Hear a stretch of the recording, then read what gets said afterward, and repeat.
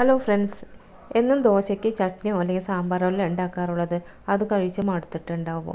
നമ്മളൊന്ന് വെറൈറ്റി ആയിട്ട് ഉണ്ടാക്കി കൊടുത്തിട്ടുണ്ടെങ്കിൽ എല്ലാവർക്കും നല്ല ഇഷ്ടപ്പെടും. ഇത് നല്ല ടേസ്റ്റാണ് കഴിക്കാനായിട്ട്, പെട്ടെന്ന് ഉണ്ടാക്കുകയും ചെയ്യാം.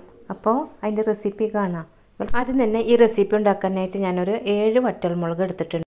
ഇനി ഇത് കുറച്ച് ചൂടുവെള്ളം ഒഴിച്ചിട്ട് കുതിർക്കാൻ വെക്കുന്നുണ്ട്. ഇതവിടെ ഒരു ഭാഗത്ത് ഇരിക്കട്ടെ. ഇനി മിക്സിയുടെ ചെറിയ ജാർ എടുത്തിട്ടുണ്ട്. അതിലേക്ക് ഒരു 1/2 കപ്പ് പൊട്ടുകടലയാണ് എടുത്തിട്ടുള്ളത്. ഈ പൊട്ടുകടലേക്ക് ഇനി ഒരു 8 വെളുത്തുള്ളിയും ചേർക്കുന്നുണ്ട്. ആവശ്യത്തിനുള്ള ഉപ്പും ചേർക്കുന്നുണ്ട്. ഇത് നന്നായിട്ടൊന്ന് പൊടിച്ചെടുക്കാം. അങ്ങനെ ഞാൻ പൊടിച്ചെടുത്തിട്ടുണ്ട്. ഇതേമാതിരി ഇരിക്കും പൊടിച്ചെടുക്കുമ്പോൾ.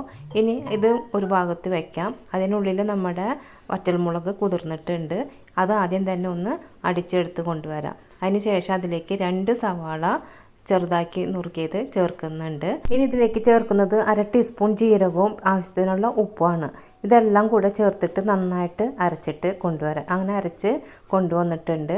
ഇതേമാതിരി ഇരിക്കും അരച്ചെടുക്കുമ്പോൾ ചട്നിയുടെ പരുവത്തിലുണ്ടാവും. ഇത്രയേ ഉള്ളൂ പരിപാടി. ഇനി നമുക്ക് ദോശ ചുട്ടെടുക്കാം. ദോശയ്ക്ക് കല്ല് ചൂടായിട്ടുണ്ട്. അപ്പോൾ ഒരു തവി മാവ് ഒഴിച്ച് നല്ല നൈസായിട്ട് പരത്തിയെടുക്കുന്നുണ്ട്. സിമ്മിലാണ് വെച്ചിരിക്കുന്നത് കേട്ടോ. അപ്പോഴാണ് നമുക്കിതൊക്കെ സ്പ്രെഡ് ചെയ്യാൻ പറ്റുള്ളൂ. ഇപ്പോൾ ഞാൻ ദോശയാക്കിയിട്ടുണ്ട്. ഇതിലേക്ക് ഇനി ഞാൻ 2 ടീസ്പൂൺ നെയ്യ് ഒഴിച്ച് കൊടുക്കുന്നുണ്ട്. നെയ്യ് ഇഷ്ടമില്ലാത്തൊരു ഓയിലായാലും ഉപയോഗിച്ചാൽ മതി. ഞാൻ നെയ്യ് ഇട്ടിട്ടുണ്ട്. നെയ്യ് ഇടുമ്പോഴാണ് കൂടുതൽ ഈ ഡിഷിന് ടേസ്റ്റ്. ഇനി ഇതിലേക്ക് അരച്ച് വെച്ചിരിക്കുന്ന ചട്നി ഉണ്ടല്ലോ, അത് ഇട്ട് കൊടുത്ത് നല്ലോണം ഒന്ന് സ്പ്രെഡ് ചെയ്ത് കൊടുക്കാം. ദോശ സ്പ്രെഡ് ആവണ മാതിരി ഇട്ട് കൊടുക്കാം. അതിന് ശേഷം നമ്മൾ പൊട്ടുകടല പൊടിച്ച് വെച്ചിട്ട് പൊടി ഉണ്ടല്ലോ, അത് ഇങ്ങനെ തൂവി കൊടുക്കാം. ഇത്രയേ ഉള്ളൂ പരിപാടി. അതിനുള്ളിൽ ദോശ മൂരിഞ്ഞിട്ടുണ്ടാവും.